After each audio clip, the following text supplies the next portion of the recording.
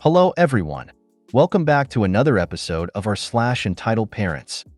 In today's episode, so I'm the piece of shit for not pulling a bathroom out of my ass for your poorly dressed little girl. Don't you guys find it funny when you cut off family members? It's always, but they're family, but never but, what could a family member done to be cut out of one's life? My 91-year-old mother still insists on traveling despite having mobility issues, and just expects people to help her, even random strangers. Before we get started, make sure to subscribe so you will never miss a video. So let's get started. So I'm the piece of shit for not pulling a bathroom out of my ass for your poorly dressed little girl. Hey folks. About a week ago at the gas station I work at, it was snowing pretty lightly, and it was real chilly out. Definitely like the kind of bundle up weather. It had just about passed the 7 o'clock mark on my 2 to 10 shift, and it was already pretty dark. Contextual bits. My gas station doesn't have public restrooms. All we have is a couple of porta potties round the right of the building. Not a lot of light over there, but it's better than nothing considering we're a couple dozen miles from regular civilization. Back to story. This guy, ED equals entitled dad, maybe 30 to 35, had an attitude from the get-go. And his daughter, QC equals quiet child. She said nothing and just sort of did what her dad asked her. Looked around 5 to 6, come into the gas station and have about a 10-second look around the place before looking at me and asking if they could use our bathroom. Me, we've only got porta potties around the right of the building. ED, what? Not even for her? Gesturing to QC. Me, the porta potties are all we've got. ED, it's freezing out there and there's hardly any light. You're really gonna make her go out there? Me, sir, I've already told you that we don't have anything but the porta potties, and unless you think she can hold it for a while, she's just gonna have to use it. Ed, unbelievable, grabs QC's arm and goes outside to the porta potties. At this point I'm ticked off because 1, he just tried to guilt me using his daughter, and I hate when parents use their kids like that, and 2, he's dressed in a pretty snug overcoat and winter hat. She's wearing the thinnest pair of pajamas I'd ever seen. No coat, no gloves, no anything keeping her warm.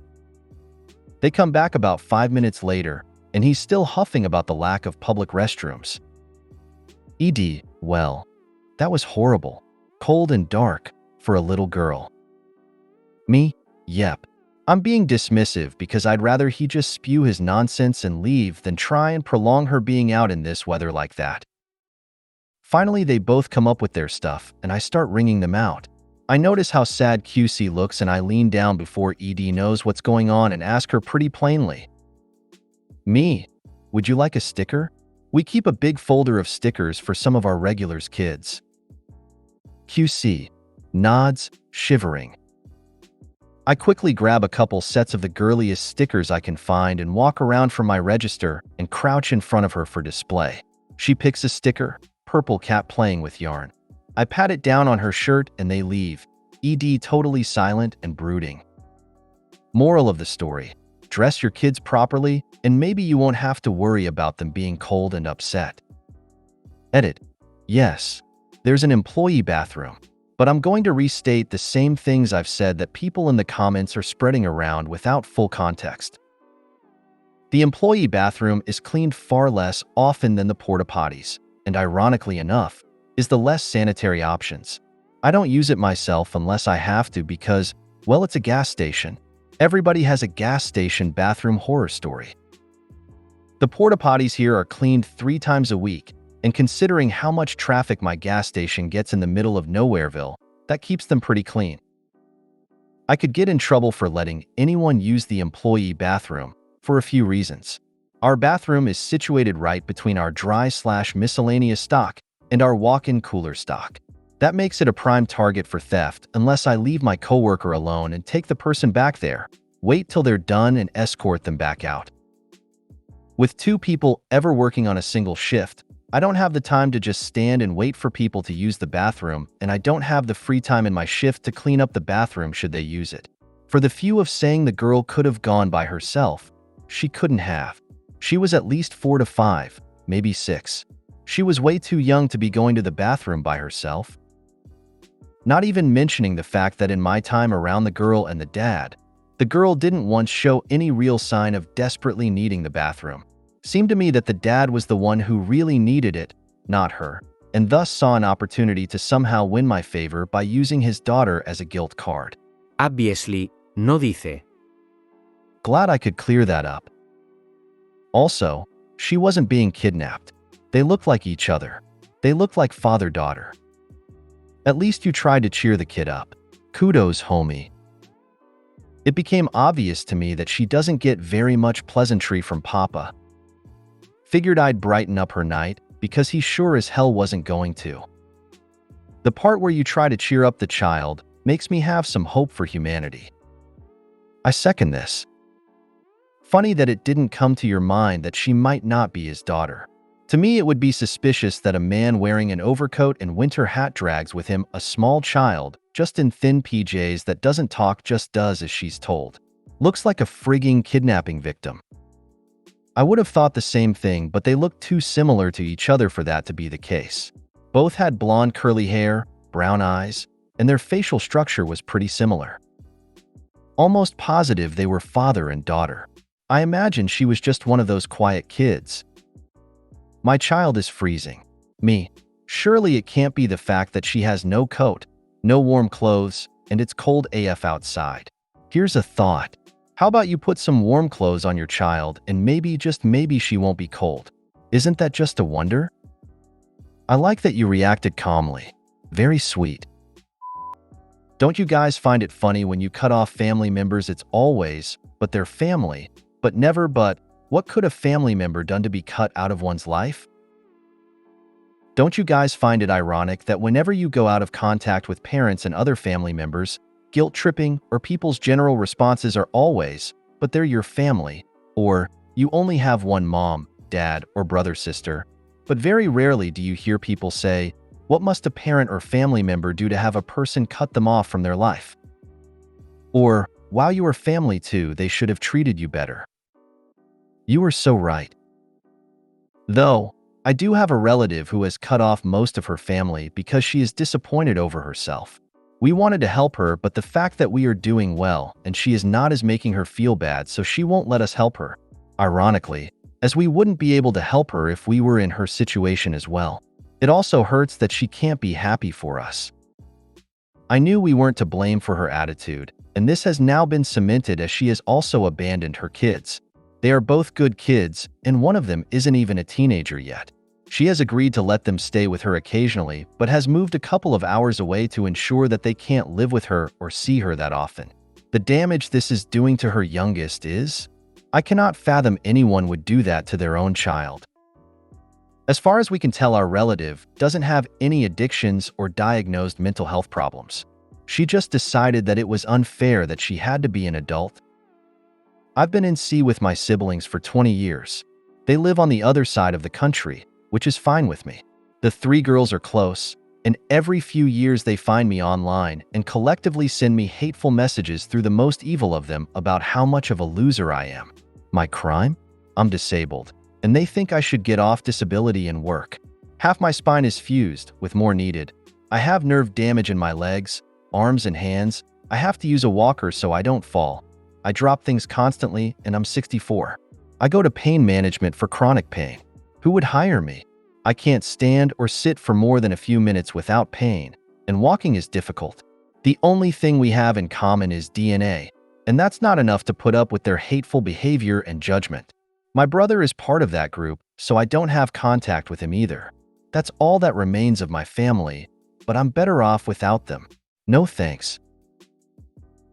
I have very few people who know some of the details of why my family is cut off from me, but even amongst those individuals I have heard them say things like, oh, people change. It's in the past. They didn't know any better. Be the bigger person. She's the only mother you'll ever have. Don't keep a grudge. That's not a grudge, it's a sour. Horrific. They know what she did and still think I should be there for her in her old age.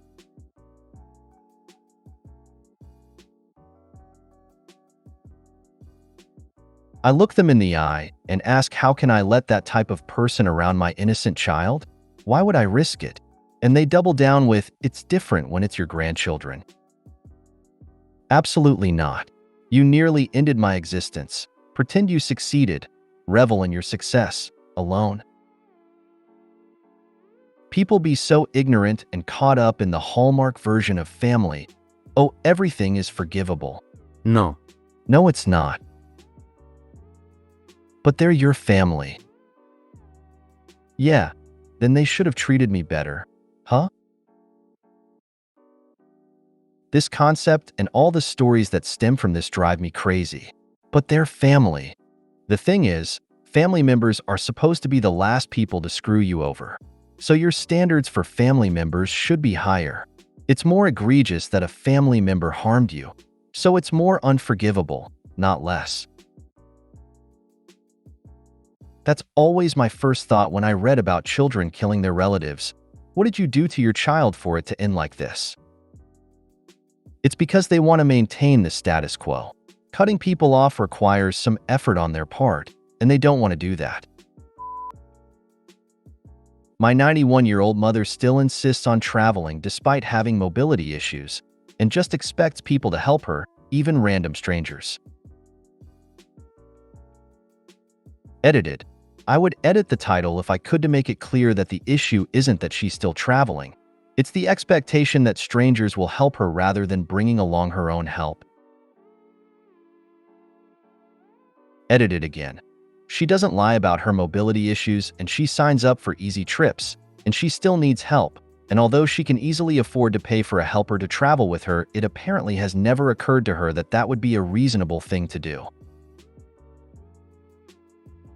Also, the assumption some of you are making about how I don't care about her and just want her to sit alone in a room and die edited, as if that's the only other option in this scenario, is outrageous, presumptuous, and hilarious. You have no idea what her life is like in general or what her living situation is in particular, let alone what my relationship with her is like, based on this one account of one of her behaviors. She has no cartilage left in one knee and almost none in the other, walks very slowly with a walker, needs help managing steps, and sometimes needs to be pushed in a wheelchair depending on the circumstances. She still loves to travel and won't travel alone, but sometimes she travels with people who can't necessarily help her because they have their own physical issues, so she just assumes that people in the tour group will step up.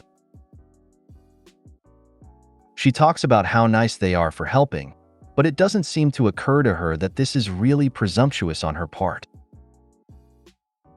Or she goes to visit friends or family and just expects them to accommodate her physical needs. I've gotten feedback that some of these people are annoyed about this because it's really inconvenient and a huge imposition for them, but they aren't willing to tell her no because they're afraid she'll be really hurt or upset, and the way she handles that can get extremely unpleasant. This hasn't affected me since her last visit over a year ago, and won't for the indefinite future. I have a serious health issue that prevents us from being able to have guests, and her staying in a hotel isn't an option. So since I can't travel and she can't come visit, we're just really hoping I'll get well enough to go see her before she dies. I am working for a tour operator which sells group tours, and we know customers like your mother very well. When they book, they tell you they are fit, need no help, can walk, and during the trip they expect the tour guide or any other traveler to help. Yeah, the other traveler are so friendly to help, and we get the complaints after the trip that people like your mother are the reason that the group is so slow, that they needed to help her, and we shouldn't let people book those tours who are not fit. It sucks. We can't forbid them to book, and with online booking they can pretend they are fit but in fact are dependent on help, but be assured the other traveler aren't fine, that they are expected to step up. Some elderly people think they can do more than what they are capable of, but even so you shouldn't discourage them. If she's in the UK, she is entitled to a care package. Sometimes completely funded by the council, sometimes it's means tested and she has to pay/part pay. This could include a carer for 3 hours twice a week to take her out and about and support her. It might be time to pay a visit to her and arrange a carer to help support her needs.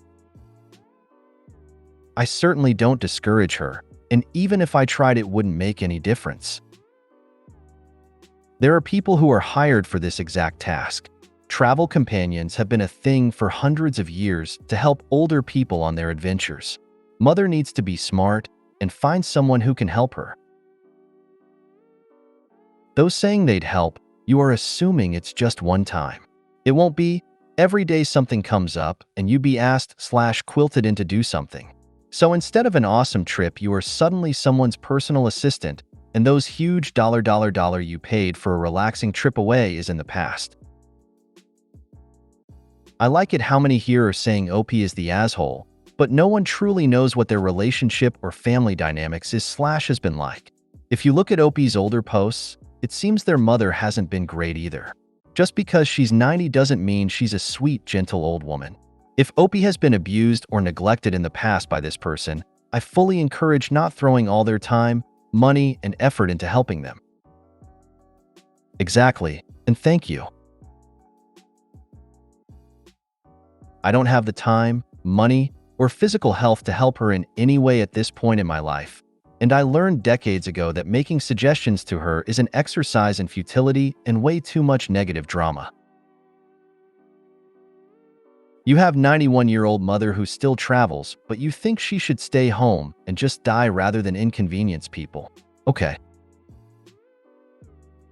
The entitled, "I deserve to be helped by random strangers" is not uncommon in some older folks.